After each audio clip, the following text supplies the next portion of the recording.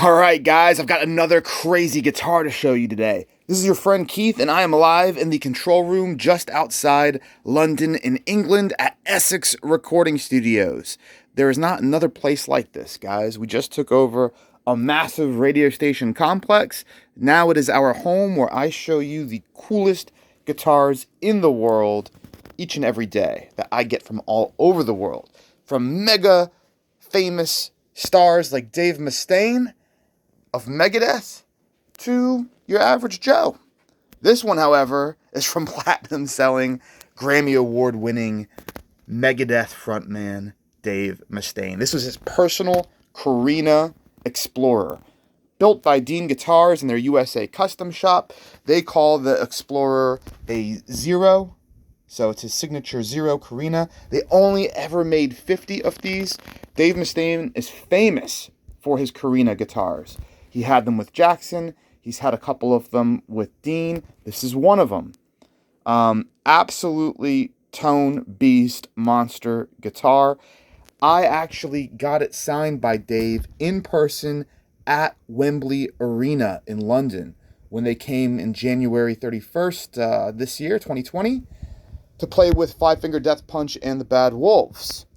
Now, if you're new to the channel, you don't know the story, you might or are unlikely to know the story of how I acquired this guitar, along with Dave's entire collection he sold on Reverb back in November 2019. So, that was a huge announcement. It was all over the internet. Everybody was waiting and chatting about it. And I guess I've got the slickest keyboard fingers in the West, because as soon as the store went live, I snatched up the whole collection.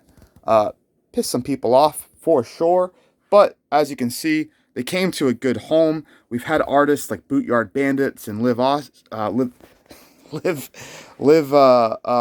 going to say Liv Austin. It's another artist, great, but Liv Lawrence use some of these guitars on their recordings, and now we're showing you all the guitars up close and in person. If you want to record with them, just come on over once this coronavirus lockdown is over. You're more than welcome to check them out, play them. You don't need to pay anything. They're here for the fans to check out. We're also going to put some of these up for sale to help raise funds for the studio, because we just took over this massive complex. We signed a 5-year lease, invested tons of money on new gear and equipment, the best stuff in the world, Chesterfield couches, and then boom, we're forced to lock our doors for months. So the coffers are a little low right now, and if there's a mega fan out there that wants an opportunity to own one of Dave's personal guitars, well, we'll put it out there in the universe, and you never know what happens. But at least it's out there, and we can help raise some funds to keep the lights on here and keep supporting unsigned artists. Yes. So back to this, the story behind this guitar. I'll tell you what, I'll take it out of its case. We get a better view of it. So, when I bought the whole collection, I made a video, and you can see it on the YouTube channel here. Let me just balance this case a little bit better. And that video's got around 60,000 views. But that was me just saying, hey, I think it stinks when these guitars get sold at auction and then you never hear about them ever again. Nobody ever knows what happens. And I said, I don't want that to be the case. We bought them so that everyone can come and use them. Obviously, not everyone can get on a plane and go to England if you're from far away, but plenty of people are local or can. And so we wanted to let everybody know that these guitars came here. They're in safe hands. They won't be forgotten, and they will be available one day again for fans to purchase if they feel so inclined. And in the meantime, they can be used on recordings, or they can just be here for super fans to come visit and see for themselves. It's great. I had a guy drive from 3 hours away just to see some of these guitars. And it was a really cool experience, and I felt great that, we had these here and that we were able to do that for him. It was cool. So it stirred up quite a commotion on the internet when I made that video, And Rolling Stone reached out to Dave, who said, man, I think that's cool. I think it's really great. If I ever see the guy, I'm more than happy to sign these guitars. Now, how am I going to say no to that? I reached out to Dave's management, reached out to the writer Corey from Rolling Stone, and said, man, let's make this happen. And they said, you know what? Let's make this happen. And we did. So January 31st, Wembley Arena in London, I showed up with every one of Dave's guitars, everyone except one. We were actually using one on a recording for Liv Lawrence and with Big Mac from Bootyard Bandits. He was recording on the Dobro, the Gretsch Dobro. So everything except the Gretsch Dobro went to Wembley Arena. We brought artist Mark Sefton. He's great. He did a portrait of Dave that just looks insane. And we gave that as a gift. And we met the whole team. We were everywhere backstage, met the techs. Got to see the drum kit being put together, which was pretty wild. And we just had a great time. Dave Ellefson brought us 2 of his basses. They're right here. Boom. The new Jackson design with the Fender-style headstock. That's just insane. So, yeah, we did that. We talked shop for about 40 minutes with Dave.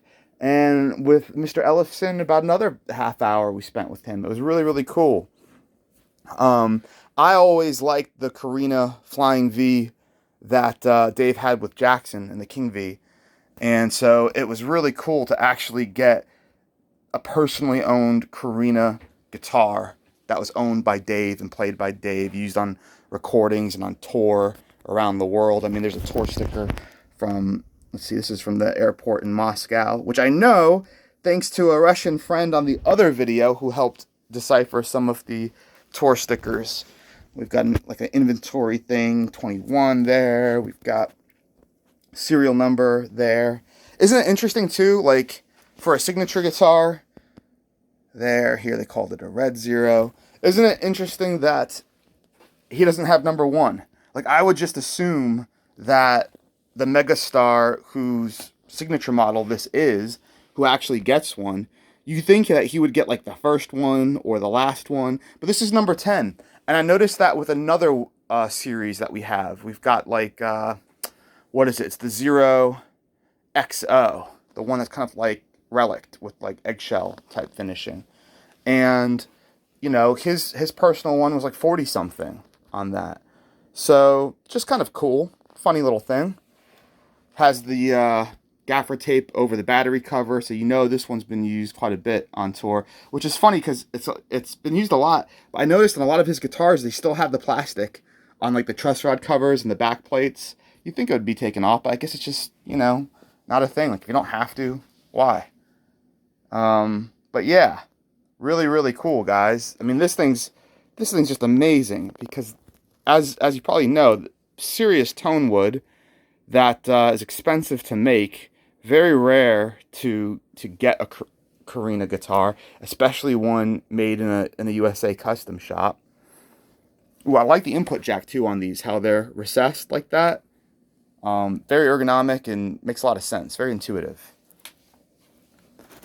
But yeah, I mean, this is just amazing to own a USA custom shop Korina Explorer guitar owned by Dave Mustaine from Megadeth that he's played and used on recordings, and just, man, that's just nuts. Alright guys, I think you get the idea by now. I can ramble on and on forever. I'll give you a little tour. I've been doing this at the end of each video. A quick little tour of the facility here, so you get an idea of what it's like. This used to be, well, you can see, Essex Radio, one of many radio stations here over the past 40 years. This is all dug into the basement of a Daily Mail building. But there's 2 rooms through there, and then on the left is the control room we were just in. On the right, you'll get a chance to see through here. This is one of our rooms. Don't mind my long hippie hair. Haven't been able to get a haircut like all you guys for the past couple months because the barbers are closed, social distancing and all that jazz. All these rooms are like double isolated to get in.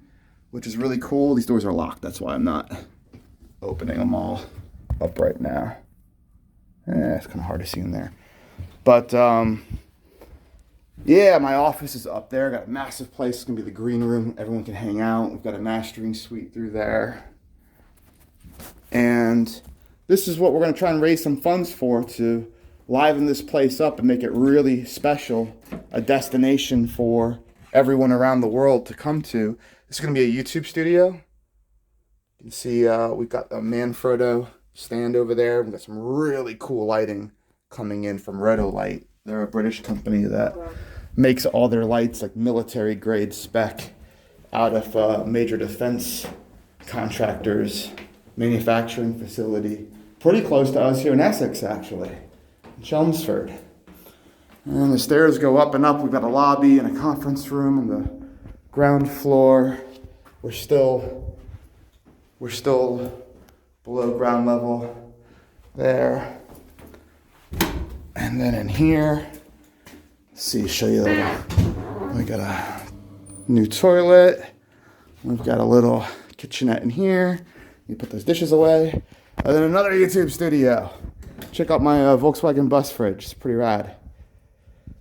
So we've got a lot of space to fill up, a lot of work to do, and we need your help. So if you are a super fan and you like this guitar, by all means, it is for sale. It is available. You can find it on Reverb or on our website, EssexRecordingStudios.com. Check out this guy. He looks like Eddie from Iron Maiden. Other than that, follow us on the socials, guys, at Essex Recording Studios, Instagram, Twitter, Facebook. I will see you soon with another video coming up right after this.